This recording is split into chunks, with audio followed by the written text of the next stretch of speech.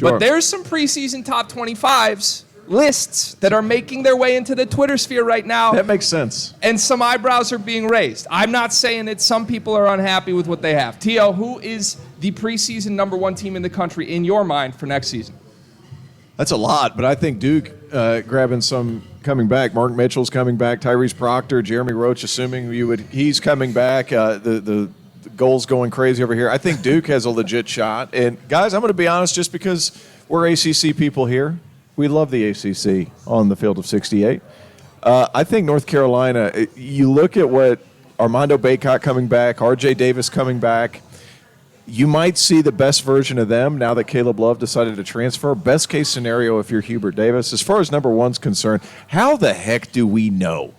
How do we know? We have no idea. We have 75% There's this thing called the transfer portal that over 1,000 players are in it right now. 1,000. The way too early rankings, I don't know how you do it at this point. Just throw them all in a pot and then hope. Well, think about this, too. Yeah. What happens to UConn?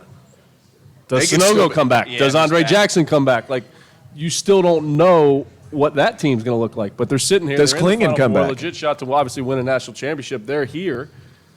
Who on that team comes back? I think if they win a national championship, like we were talking about off air, it's probably going to be hard to get any of them back. Absolutely. But if they don't, Miami knocks them off, someone else knocks them off, I think you could see all those guys come back. And then you got to pick them #1. Who are the guys that really leave outside of Jordan Hawkins that have legitimate NBA upside? Andre Jackson. Good Andre point. Jackson. Yes. Andre Jackson. Good point. But But Sonogo's, I mean, he's probably going to think he's an NBA player. He's got the body, he's got the post moves, but the NBA obviously They don't play like that. Has gone so far away from that style of player. Now he can screen, he can roll to the basket, he can catch, he can finish, he can guard a pick and roll.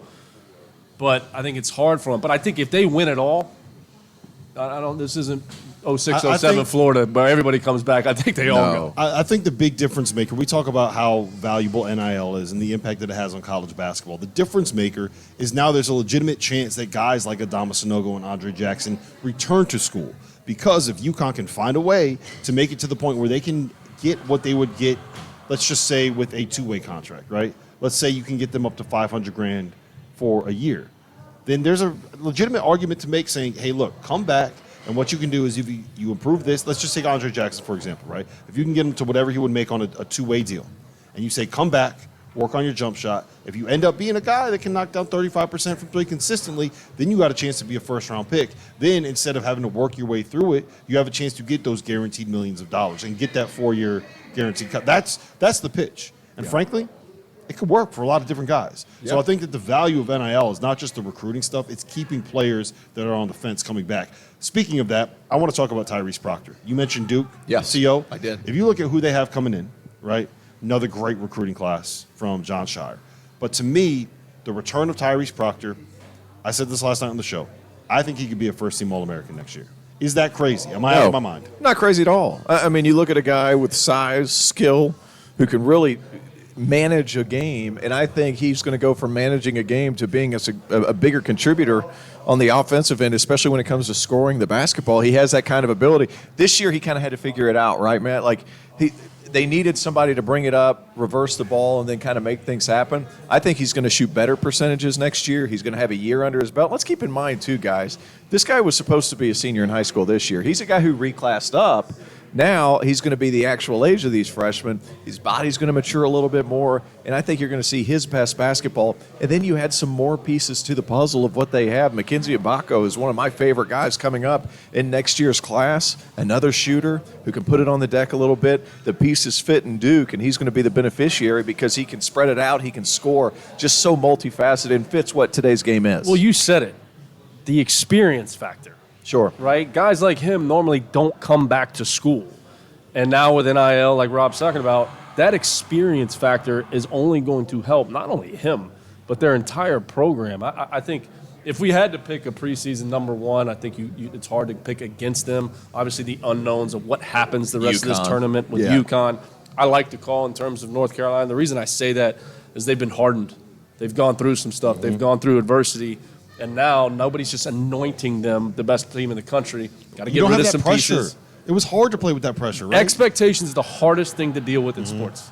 That's why you have such great respect for teams like the dynasties, like the Warriors and the Patriots. It's so hard every single year to do it again when you have those expectations on you. Like I remember being at Florida in 07 after we won it in 06, where we weren't even ranked to start the season. Come back in 07, we're the number one team in the country, and it was every single night. I mean, Joakim Noah went from the number one pick in the draft to 9. Like that, dealing with that is so challenging, and we were talking about it back in November. And that was before Twitter and Instagram and social media really existed. I got one more for you guys. Greg, I'm going to you first on this one since you are a certified. Greg needs some. We need some Greg. juice. We got to wait him up here. I'll be honest. I've just been waiting to butt in and just say how horrible the idea of North Carolina being in the top 5 next season again was. But you guys are all on board with it. So Whoa. I'm not on board. I'm He's not on board. I'm on board with the idea that they probably should be better without the pressure. Top 5 in the country. I mean, that was the second name we McCall. named. Hey, someone check to make sure that bottle of Jim Beam is not cracked, right? Make sure that bottle of Hornitos is If not North cracked. Carolina adds MJ Rice, if they add a couple of names in that portal, Are we tampering? Are we tampering live right now? This is me tampering. Ismail Massoud might come back. Somebody talk to RC. He's going to go from Wake to Kansas State to North Carolina. He might have a conniption. You know how RC showed up to his game? He's not showing up to any more games if Ish goes to North Carolina. Who's the other one? So you got to answer this one first. Since you are a certified Marquette hater, you did not think that they were a top 25 this team this year. After they won the Big East regular season by 2 games, that's not and true. they won the Big East tournament by 2 games, you said, and I quote, How you win a Big East tournament by 2 games? I don't know. Just keep going. Just go with it. Just go with it. Sorry, that's me. Check that bottle. Is that because I called you late or because we wore the same outfit today? You guys look nice. Your wore it jacket's better, nicer though? than mine. Nicer? I don't know about that, man. When I sit at home, I almost drank my mic instead of my coffee. I don't know if anybody caught that. Long story short, you hate Marquette. Yes. Why? And can they be a preseason number 1? I love it. Maybe. They're bringing everybody back. They're bringing They everybody are back. That's bringing a hard them one to back. pick I like them against. better next year because of that continuity. I think it's ludicrous that anybody pretended that Tyler Kolek was the best guard in the country this year.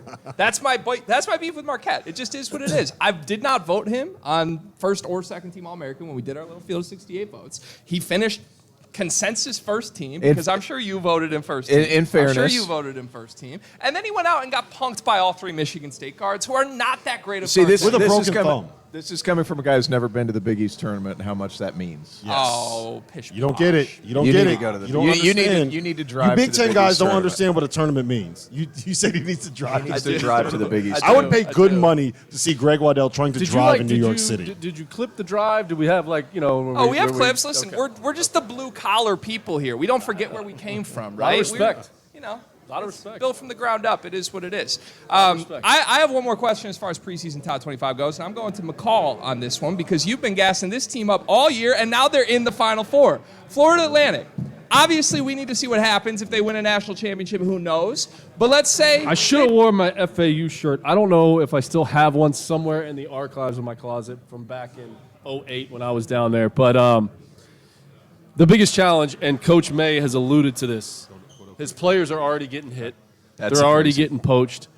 Today's episode is presented by Underdog Fantasy, the easiest place to play college basketball's pick'em, where you get real cash prizes simply by picking player stats in this weekend's games. In pick'em, all you do is pick whether a player will go higher or lower in Underdog's projected totals. That's points, rebounds, whatever.